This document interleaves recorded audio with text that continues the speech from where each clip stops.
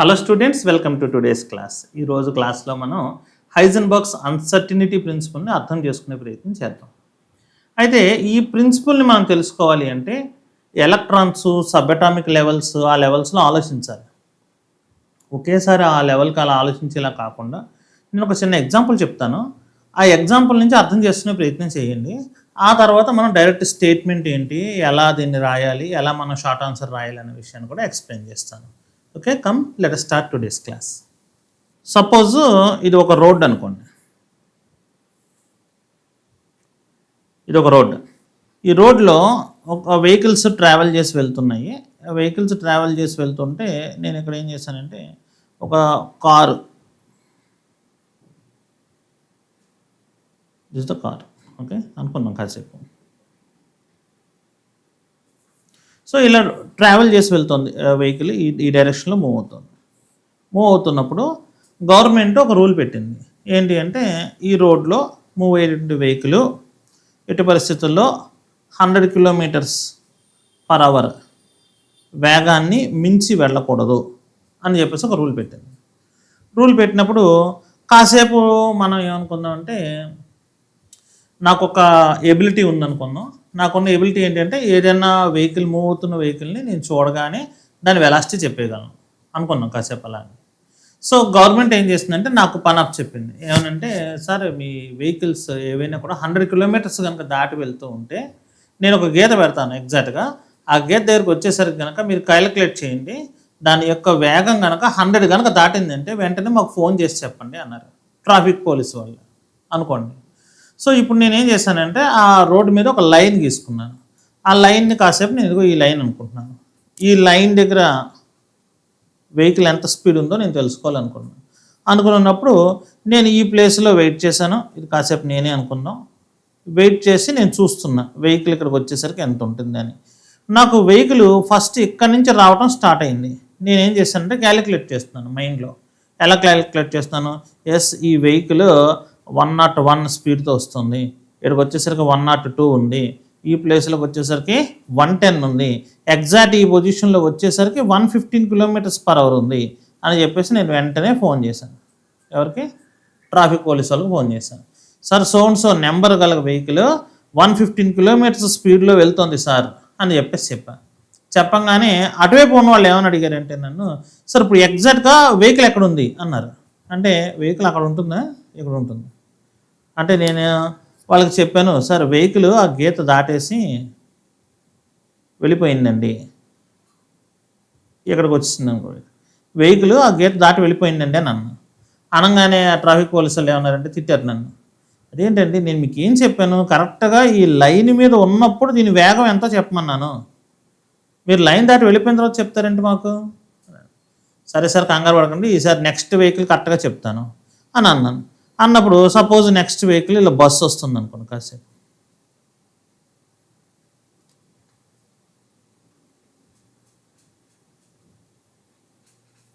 So let us consider this is a bus. ఈ bus travel చేసి వస్తుంది. ఇప్పుడు నేను కరెక్ట్గా ఈ లైన్ మీదకి వచ్చేసరికి ఎంత వెలాసిటీనో చెప్పాలి వాళ్ళకి. కాబట్టి ఏం చేస్తున్నా, నేను దీని యొక్క వేగాన్ని గమనిస్తున్నా, అంటే ఇక్కడ నుంచి చూస్తున్నా దాని యొక్క వేగం ఎంత వస్తుందని. సో ఈ బస్సు యొక్క వేగం ఈ ప్లేస్లో వచ్చేసరికి 115 ఉంది, ఈ ప్లేస్లో వచ్చేసరికి 120 ఉంది. అంటే ఇప్పుడు బస్సు ఇప్పుడు ఏ ప్లేస్లో ఉందండి, ఈ ప్లేస్లోకి వచ్చింది. ఈ బస్సు ఇక్కడికి వచ్చింది అనుకోండి, ఈ ప్లేస్లోకి ఈ బస్సు వచ్చినప్పుడు మరి ఈ లైన్ మీద ఉన్నప్పుడు నేను చెప్పాలిగా వాళ్ళకి. కాబట్టి ముందే ఫోన్ చేసి సార్ బస్సు 120 km స్పీడ్ తోటి వస్తుందండి అని చెప్పాను. అనగానే బస్సు ఎక్కడ ఉంది సార్ అన్నారు. ఎగ్జాక్ట్లీ లైన్ మీద ఉంది సార్ అని చెప్పాను. అంటే ఇప్పుడు నేను ఫోన్ చేసి మాట్లాడేసరికి ఇక్కడికి వచ్చింది. ఎగ్జాక్ట్లీ లైన్ మీద ఉంది సార్ బస్సు అని అనగానే ఈ వేగాన్ని మీరు ఎప్పుడు చూశారు అని అన్నారు అనుకోండి. అప్పుడు నేనేం చెప్పాలి ఆన్సర్ వాళ్ళకి, సార్ లైన్ మీదకి ఇంకా రావటానికి ఒక 2-3 సెకండ్ల ముందు నేను చూశానండి అని అన్నా. వెంటనే వాళ్ళు మళ్ళీ తిట్టారు, ఏమని, సార్ మీకు ఏం చెప్పాం, కరెక్ట్గా ఈ పొజిషన్లో ఉన్నప్పుడు దాని యొక్క వేగం ఎంతో చెప్పమన్నాం, మీరు ఏం చేశారు, ముందెప్పుడో వేగాన్ని చూసేసి ఈ పొజిషన్కి వచ్చా చెప్తున్నారు మీరు, అది ఎలా కుదురుతుందండి, మేము చెప్పిన పని మీరు సరిగ్గా చేయాలి కానీ అడుగుతారు. అప్పుడు నేను అన్నాను, sir it is impossible sir, both the position and momentum లేదా both the position and velocity at a time నేను చెప్పలేను కదండి అని అన్నా. అయితే ఇప్పుడు ఏం చేద్దాం సార్ మరి దీనికి సొల్యూషన్ ఏంటి అని అడిగారు అనుకోండి నేను అప్పుడు చెప్తాను, సార్ ఇలా ఒక లైన్ గీసి నన్ను అడగమాకండి, ఇలా లైన్ గీసి అడిగారు అనుకోండి నేను కరెక్ట్గా ఆన్సర్ చేయలేను. యూ డూ వన్ థింగ్, రోడ్డుని ఇలా తీసుకోండి.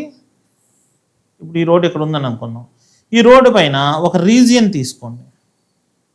This is the region. ఈ రీజియన్లో ఇది రీజియన్ అనుకుంటున్నాను. ఈ రీజియన్లో ఉన్నప్పుడు నేను ఇక్కడ నుంచుని ఉంటాను. నుంచునుండి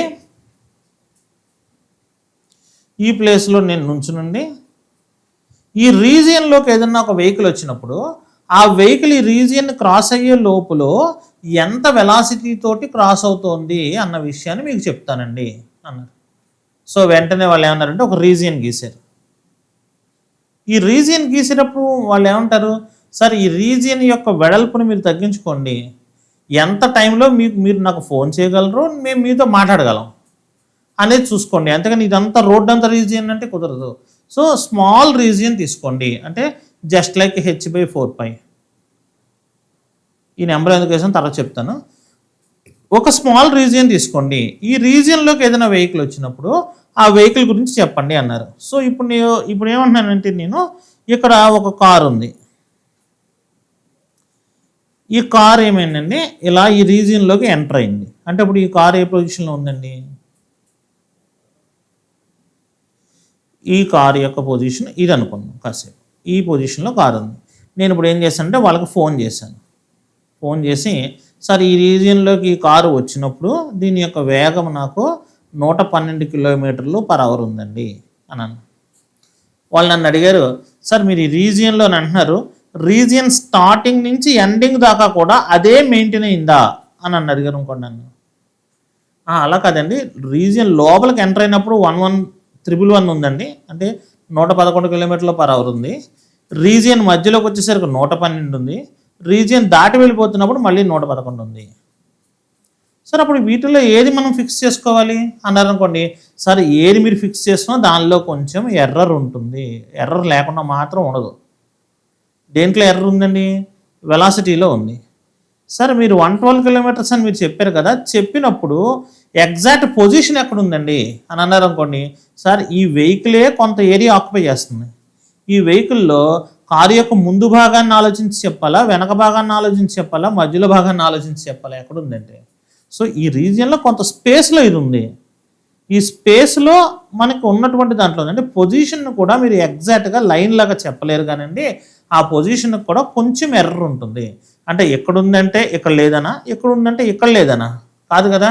సో ఈ రీజియన్లో ఇది ఆక్యుపై అయింది ప్లేస్, కాబట్టి మనం పొజిషన్ చెప్పాలన్నా దానిలో కొంచెం ఎర్రర్ అనేది ఉంటుంది, లేకుండా ఉండదుగా.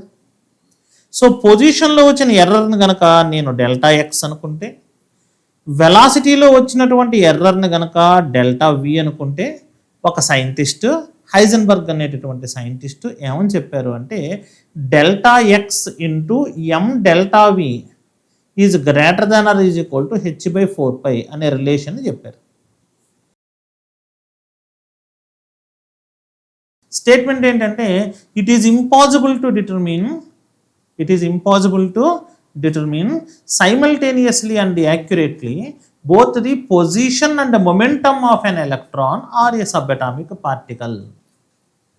మరొకసారి చెప్తున్నాను వినాలి. It is impossible to determine simultaneously and accurately, simultaneous గాను యాక్యురేట్ గాను both the position and momentum of an electron. Position momentum, sir momentum అని అంటున్నారు, వెలాసిటీ అనొచ్చు కదంటే వెలాసిటీ కూడా అనుకోవచ్చు.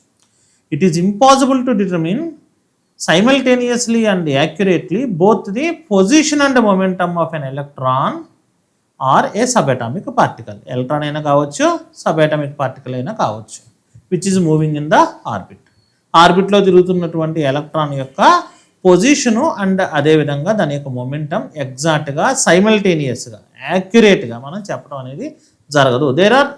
There might be some error, ఆ ఎర్రర్ లేకుండా మాత్రం మనం చెప్పలేము అని చెప్తున్నారు.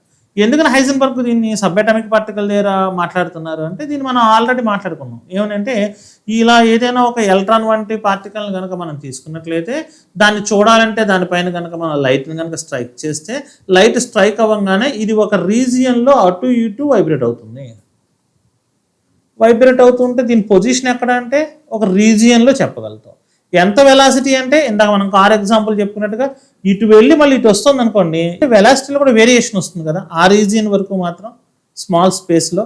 సో కాబట్టి ఇంతే వెలాసిటీ అని యాక్యురేట్గా మనం ఎగ్జాక్ట్గా చెప్పలేము. రెండు ఒకేసారి చెప్పాలనుకుంటే మాత్రం పాసిబుల్ అవ్వదు, మనకే అవ్వట్లేదుగా ఇప్పుడు మన ఎగ్జాంపుల్లో. సో ఒకవేళ ఎవరన్నా సార్ పొజిషన్లో మిస్టేక్ ఏం లేకుండా ఎగ్జాక్ట్గా నేను ఇదేంటి పొజిషన్ అని చెప్పానంటే అసలు వెలాసిటీ గురించి వాళ్ళు మర్చిపోయినట్లు లెక్క. అంటే వెలాసిటీని వాళ్ళు అబ్జర్వ్ చేయలేదు.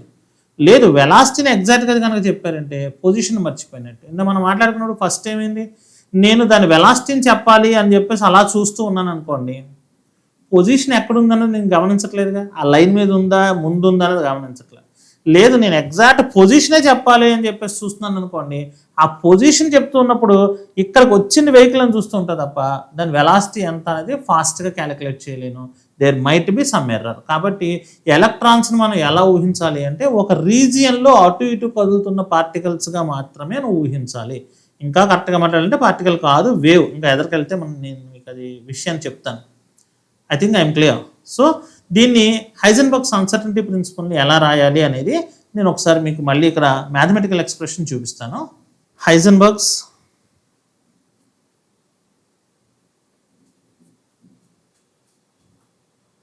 అన్సర్టైనిటీ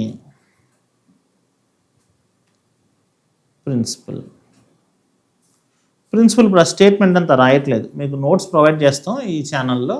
నోట్స్ ప్రొవైడ్ చేసినప్పుడు దాని ప్రకారం మీరు చూసుకుంటారు. కానీ సో మ్యాథమెటికల్ ఎక్స్ప్రెషన్ మాత్రమే రాస్తున్నాను ఇక్కడ. మ్యాథమెటికల్ ఎక్స్ప్రెషన్ ఏంటి, delta x into delta P is greater than is equal to h/4π.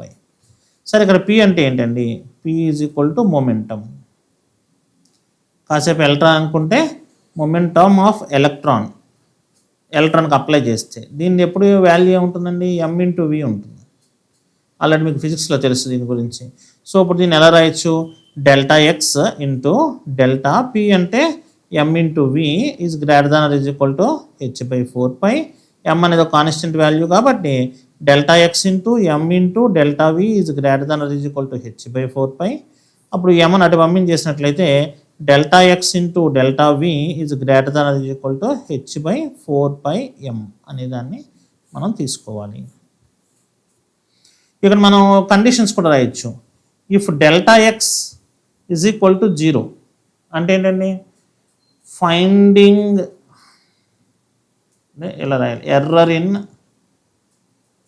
Finding position delta x is equal to 0 అంటే పొజిషన్లో ఎర్రర్ కనుక 0 అయితే 0 తీసుకొని దీంట్లో పెట్టండి. ఊరిని నేను సరదాగా చెప్తాను నేను ఎక్స్ప్లెనేషన్. అప్పుడు మీరు తీసుకొచ్చి సబ్స్టిట్యూట్ చేస్తే డెల్టా వి అనేది ఇన్ఫినిటీ అయిపోతుంది. అర్థమైందండి, 0 దీనికి డివిజన్లోకి వెళ్తుంది, డివిజన్లోకి వెళ్తే ఇన్ఫినిటీ అవుతుంది, ఇలా కూడా చెప్పుకోవచ్చు. కాబట్టి ఈ error in finding velocity is infinite.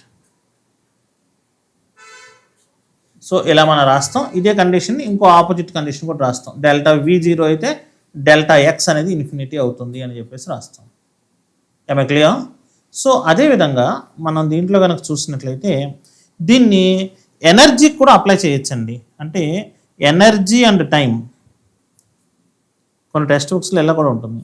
Energy and టైంకి కనుక మీరు తీసుకువెళ్ళి హైజెన్బర్గ్స్ అన్సర్టనిటీ ప్రిన్సిపల్ కనుక అప్లై చేశారనుకోండి, అప్పుడు దాన్ని ఇలా రాస్తారు. ఎలా అంటే డెల్టా టీ ఇంటూ డెల్టా ఈ is greater than is equal to h/4π అని చెప్పేసి రాస్తారు. ఈ టైప్ ఆఫ్ ఎక్స్ప్రెషన్ కూడా కొన్ని టెక్స్ట్ బుక్స్లో మీకు ఉంటుంది. అదైనా కూడా అదే, ఇది రాసిన ఒకటే. మీరు షార్ట్ ఆన్సర్ క్వశ్చన్స్ రాసేటప్పుడు రాయాల్సినటువంటిది ఏంటి అంటే జస్ట్ ఇంతవరకు రాస్తే సరిపోతుంది. అంటే స్టేట్మెంట్ ఇచ్చి ఈ ఎక్స్ప్రెషన్ ఇచ్చి ఈ ఎక్స్ప్రెషను దీని యొక్క కాన్వర్స్ ఎక్స్ప్రెషను రెండింటిని కూడా రాస్తే సరిపోతుంది. దీనివల్ల మనం ఏం తెలుసుకుంటున్నాము, ఒక్కోసారి మనకు 2 మార్క్స్ క్వశ్చన్స్లో ఏమని అడుగుతారంటే సిగ్నిఫికెన్స్ ఆఫ్ అన్సర్టనిటీ ప్రిన్సిపల్ రాయండి అంటారు. అది ఎలా కూడా ఒకసారి చూద్దాం. Significance of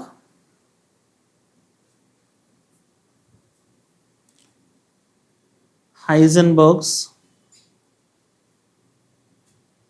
uncertainty principle. దాని యొక్క సిగ్నిఫికెన్స్ ఏంటి? సిగ్నిఫికెన్స్ రాసేటప్పుడు స్మాల్ పాయింట్స్గా రాసుకోవచ్చండి. We cannot determine exact position of an electron in an atom.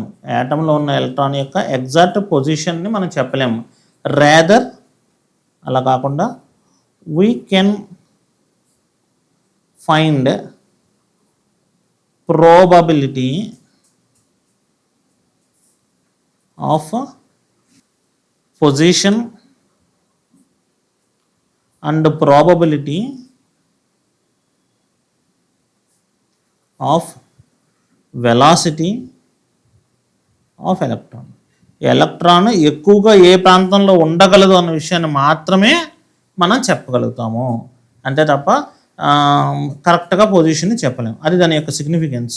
రెండోది ఏంటంటే అకార్డింగ్ టు నీల్స్ బోర్ గారు చెప్పినటువంటి electrons are revolving in certain fixed circular orbits.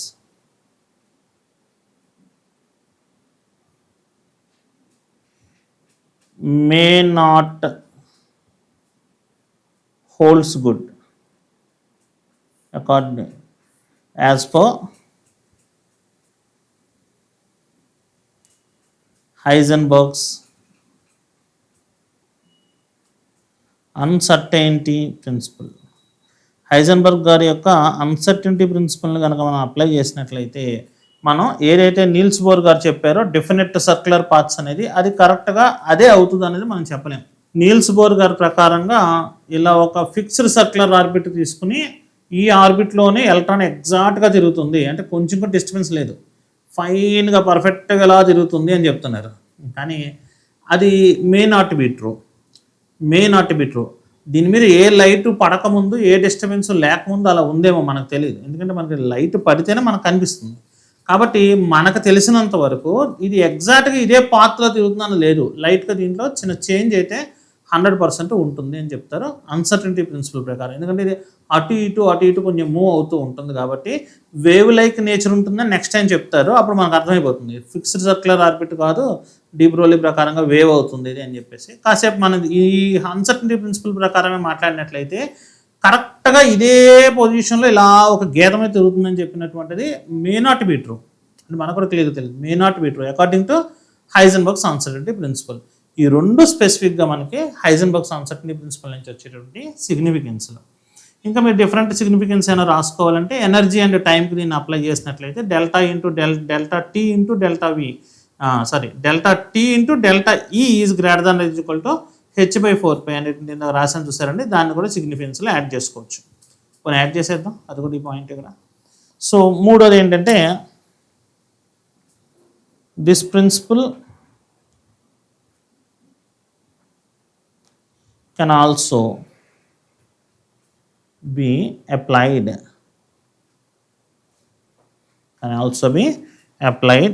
for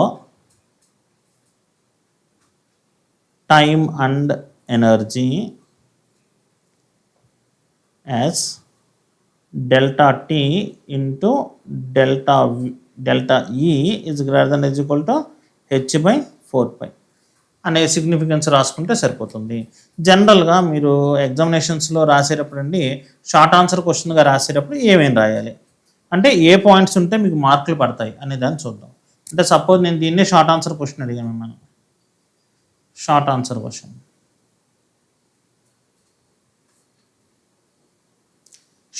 question అంటే నా ఉద్దేశం ప్రకారం ఒక 5 మార్కులకి నేను దీని క్వశ్చన్ అడిగాను, ఏమని హైజెన్బర్గ్స్ అన్సర్టనిటీ ప్రిన్సిపల్ రాయండి అని.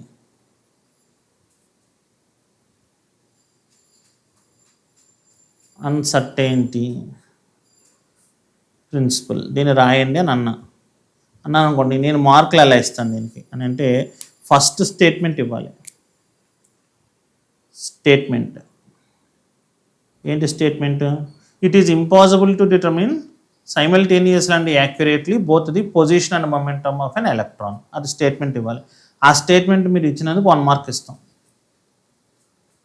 అదే మనం delta x into delta P is greater than is equal to h/4π అని రాసినందుకు ఒక 1 మార్క్ ఇస్తాం. దీంట్లో కండిషన్స్ ఉన్నాయి కదండి. If delta x is equal to 0, delta v is equal to infinity.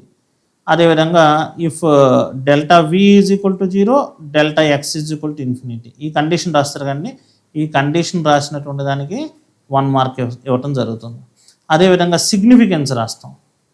Significance కనుక రాసినట్లయితే దానికి మీరు 1, 2 ఇక్కడ రాసాం కదా 2 స్టేట్మెంట్లు, ఈ 2 స్టేట్మెంట్లు రాసినట్టు దానికి 2 మార్క్స్ ఇవ్వడం జరుగుతుంది. అదే ఈ క్వశ్చన్ మనకు 2 మార్క్స్ అడిగారు అనుకోండి, పర్హాప్స్ 2 మార్క్స్ అడిగితే స్టేట్మెంటు ఇది ఈ 2 రాస్తే 2 మార్క్స్ ఇవ్వడం జరుగుతుంది.